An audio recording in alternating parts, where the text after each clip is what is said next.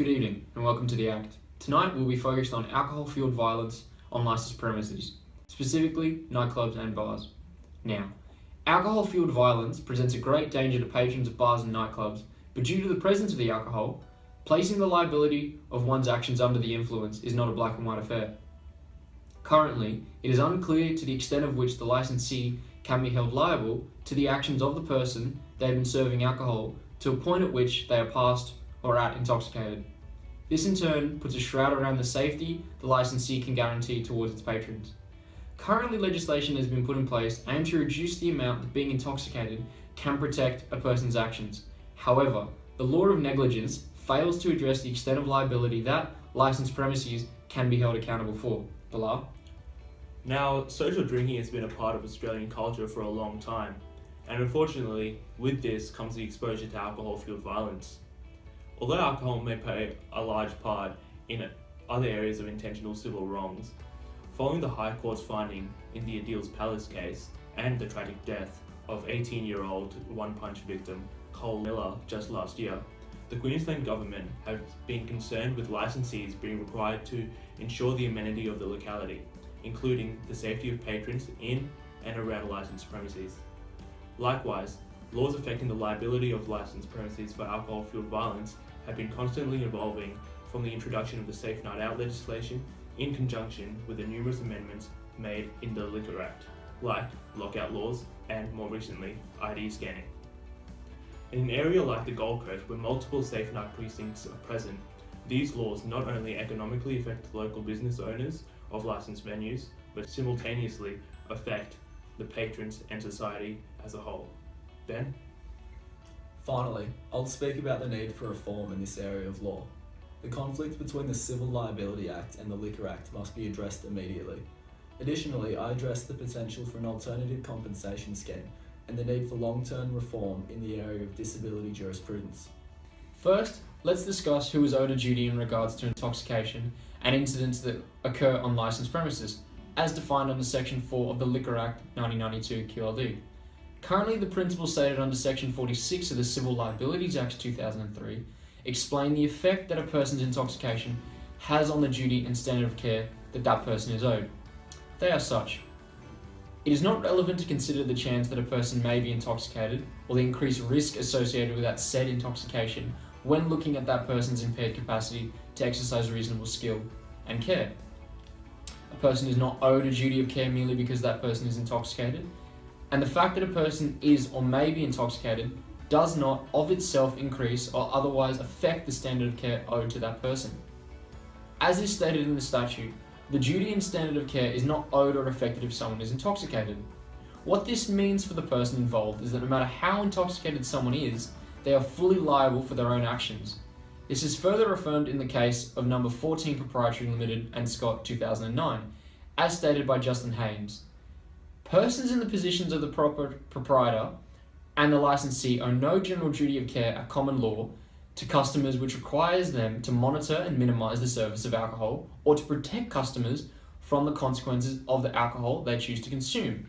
This is further summarised by the High Court decision that was, publicans owe no duty of care to their customers in relation to how much alcohol is served, and the consequences of serving, it says nothing about whether publicans owe a duty to a third party who may be damaged by reasons of the intoxications of their customers.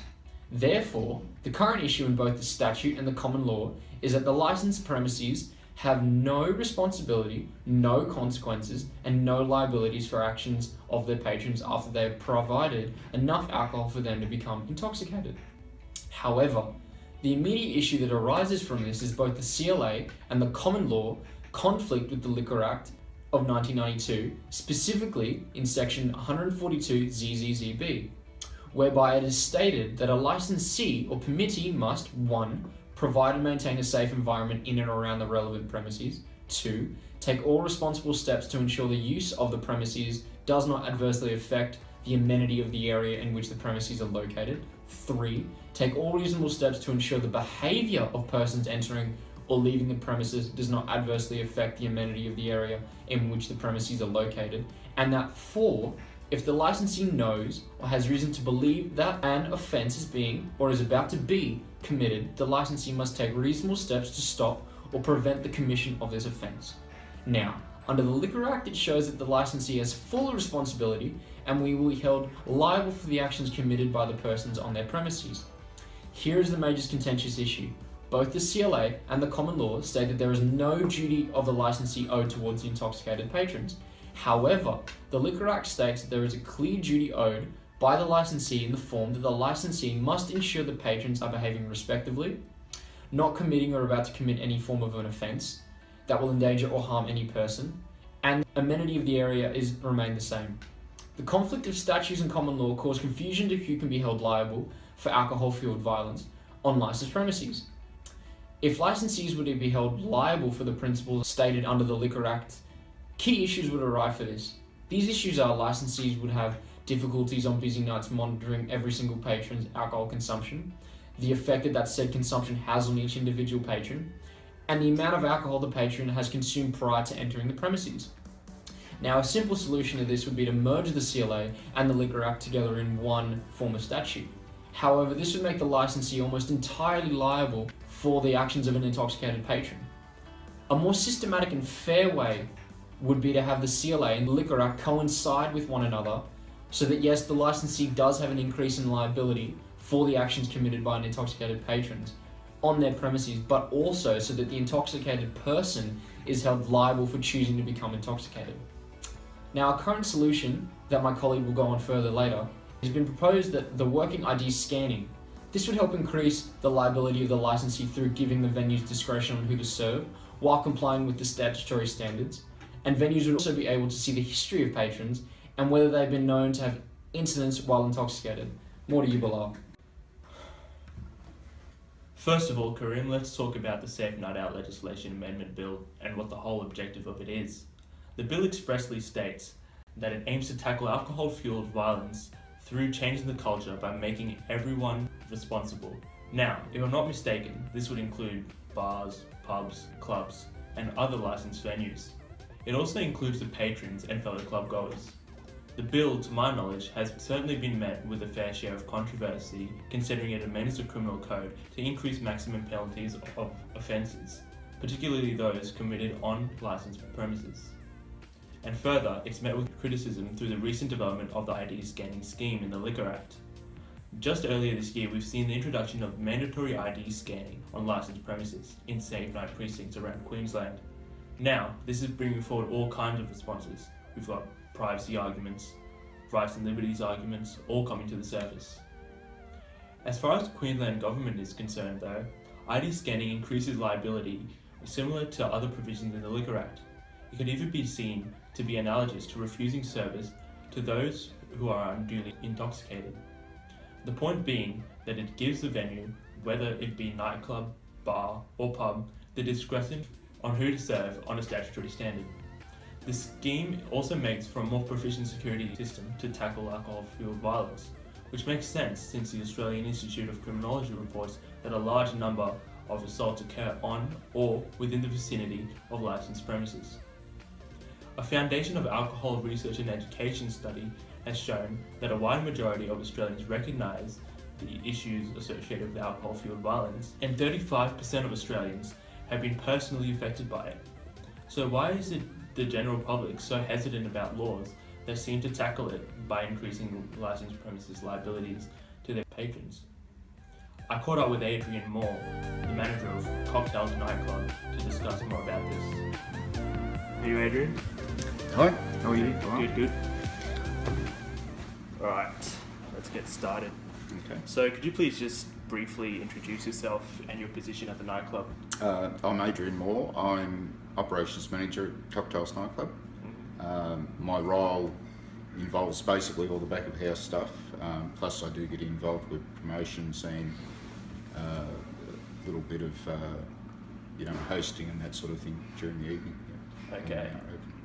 And have you witnessed sort of alcohol-fueled violence take place on the premises or around the premises? Yes, I have. Yep. Do you believe that an increased liability should be imposed on licensed premises when alcohol-fueled violence is concerned? No, I don't. We have a lot of liabilities on us now. We are very strict on intoxicated people, both screening, letting them in, and our service. We go above and beyond the standard RSA, which people can get online. Before anybody starts serving alcohol here, we take them through an orientation over and above that. So we don't want violence on the premises. We don't want unduly intoxicated people on the premises. It's bad for business. Yeah. So we are very strict on that. We've got a lot of legislation imposed on us as it is, and we do adhere strictly to it. We haven't had a breach from liquor licensing, and they're very happy with the way the club is run. Alright, that's good. I know it's only a recent development, but has the introduction of the mandatory ID scanning had any sort of effect on the nightclub and the nighttime economy in general? First direct thing is it's increased our cost, both for having the scanners in place and the fact that we have to have licensed security manning them. So we've had to increase the numbers of security personnel. We have seen a reduction in the number of incidents. In the 3 years I've been in here, we've probably only had 1 or 2 major incidents, but where people might get involved in a bit of it, pushing and shoving and that sort of thing, now it's, look, I've got to behave myself because I'm going to be banned, and I think people are learning that. So it has modified their behaviour in that way. Yeah. Okay. And if that's affecting cocktails as a larger club, how do you feel about the smaller family-owned pubs that are within the Safe Night precincts and how it would be economically affecting them? Aside from the cost, we haven't seen any downturn in turnover or that sort of thing. What has happened is initially it was taking people for a long time to get in. We had up to 45-minute waits in the queues and that sort of thing. So in a smaller business, if you got a long wait, we then put on extra staff and extra scanners to get the people through quickly. Okay. And from your point of view, so it's been the response of patrons that have come in regard to the ID scanning? Generally, I think it's been very good. You get the odd people that say, "Oh, it's Big Brother taking over" and whatever, but we've through the Safe Night Out precinct, I think we've and ourselves, we've educated our patrons that it's for the benefit of everybody, that we're keeping the idiots out. Yep. And if you play up, you're going to be logged on the scanner and you're out of it. So overall, I'd say 95, 98% of our patrons understand it and are quite on board with it. It's only the waiting in the queues that they don't like. Yeah. All right.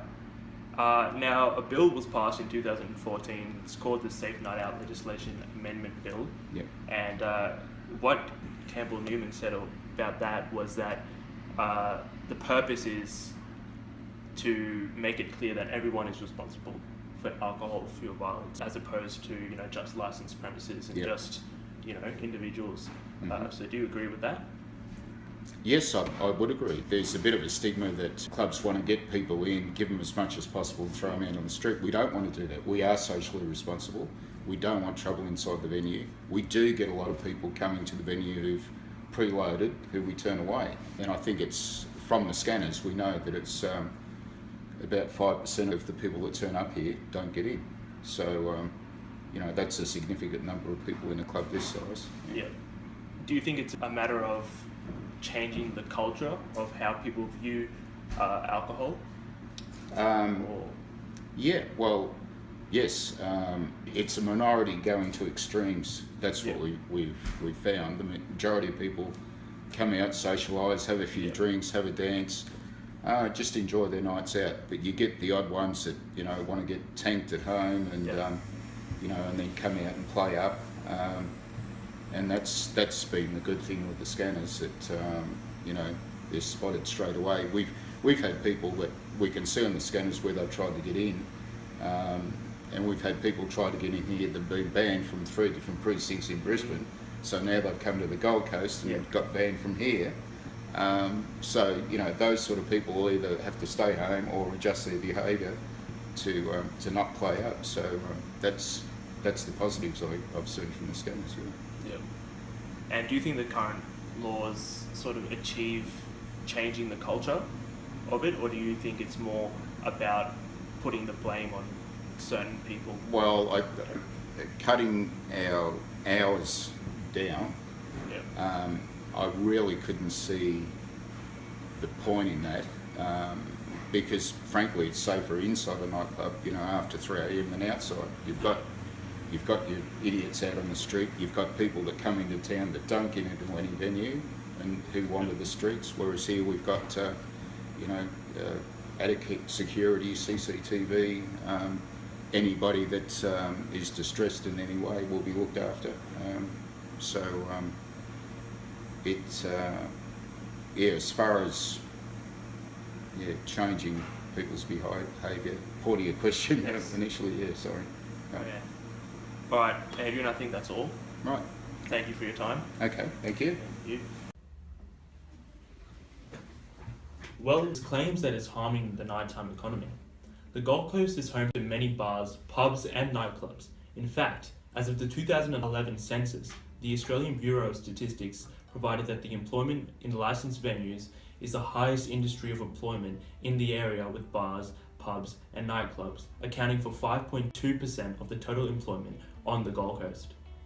We saw a similar economic response to the introduction of the 1 a.m. lockout, which, according to the Queensland Government website, has since been scrapped for these exact reasons. While this is noteworthy as to why owners and shareholders of licensed premises may be opposed to the requirement, the liability of licensed venues ultimately arises from their dependency on the sale of alcohol. Another ABS statistic displayed that the sale of liquor and other beverages accounted for 60.3% of the total income across licensed premises, 53.7% of which were consumed on the licensed premises. So it's difficult to deny that licensed premises are being adversely affected. If people aren't carrying ID after 10, less people are getting inside the establishment and buying drinks there, leading to a loss of income and possibly a loss of employment. Queensland Attorney General Yvette Darth has taken to the ABC to suggest that this law isn't a cause of the problem, but in fact a solution. She stated that we want more people going out at night, not less. Data shows that people don't necessarily feel like it's safe to go out at night in their towns and cities due to alcohol-fueled violence. The Courier Mail also reports that Ms. Darth reminded the public that the position was reached in agreement with licensed venues as an alternative for the proposed 1 a.m. lockout. While it's true that larger bars and nightclubs may continue to maintain revenue without extensive restrictions on trading hours, it's the smaller venues in safe night precincts who suffer the most from the state government's one-size-fits approach. Ryan Turnbull, owner of the Criterion Hotel, told the Courier Mail that this is not fair trading when you lump a family pub in with the nightclub up the road. Mr. Turnbull was referring to the cost of an ID scanning machine, which currently stands at $8,000 to be accompanied by a registered security guard, who charge $50 and over for an hour. Another interesting response is the privacy of patrons. The scanning technology tracks and retains ID details for 30 days, banned or not.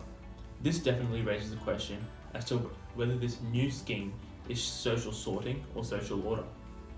However, many different opinions among society exist on this topic, with this argument being met with the fact that our engagement with social media makes us vulnerable to surveillance anyways.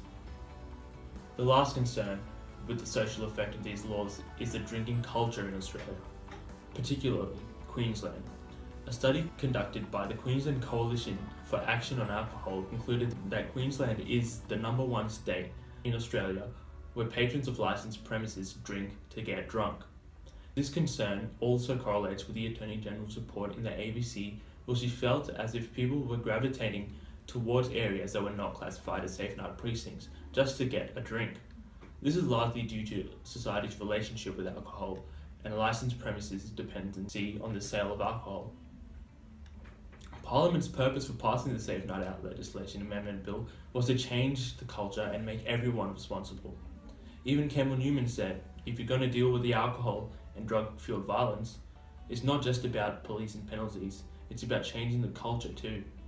Well, as we've seen, these legislative means to create an increase of liability on licensed premises regarding alcohol-fueled violence have effectively done so to a certain extent, at the expense of our economy, privacy, and culture. Perhaps a reform is necessary, Ben. Thanks, Bilal. The law surrounding liability for alcohol-fueled violence is currently undergoing significant reform. As you've heard from Bilal, the introduction of lockout laws and then their replacement with ID scanning technology requirements has received considerable media attention due to the impact of the changes on the lives of many Queenslanders. There's been considerable argument over both the necessity of the reforms and the way the reforms have been implemented. The current conflict between the Civil Liability Act and the Liquor Act is one of the areas I would target for immediate and significant reform. Conflicting statutory law makes it difficult for individuals to understand the law and their responsibilities, and thereby conflicts with one of the central principles of the rule of law, that the law is capable of being known to everyone so that they may comply. If statutes conflict and statutory interpretation know-how is required to understand the law, the average citizen becomes less able to understand the law and how it applies to himself or herself. Obviously, such an important oversight should be corrected immediately. The essence of the conflict between the CLA and the Liquor Act is the attribution of liability. The CLA does not apply liability to licensed premises for the actions of the patrons, while the Liquor Act does. Reformation action should choose the policy contained in one act and apply it to the other, but which act is the right one? The CLA favours licensed premises. It makes clear that an intoxicated person owes the same duties as a sober person, and that no one is owed a duty solely due to their intoxication. The Liquor Act is much harsher on premises because it apportions them a degree of responsibility for the actions of others. The reforms already imposed seem to favour the scheme laid out by the Liquor Act, whereby premises become responsible for preserving things such as the amenity of the locality. Such changes serve to make Australia's liquor liability laws much more like those of America. In many states of America, licensed premises are responsible for the actions of their patrons to some extent.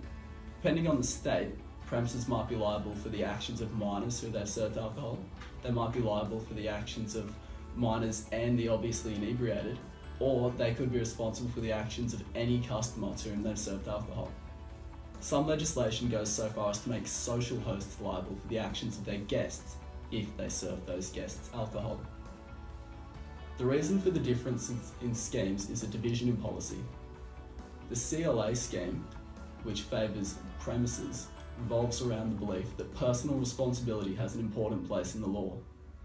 If an adult makes the choice to become inebriated, they should be responsible for their own actions. It does not become the duty of a server to prevent them from bringing themselves to harm. On the other hand, one of the main arguments for extending the duty of care of licensed premises, as has begun to happen with the Liquor Act, is that the alcohol providers have their own individual responsibilities and should not be able to facilitate potentially dangerous behaviour for profit without having some liability of their own.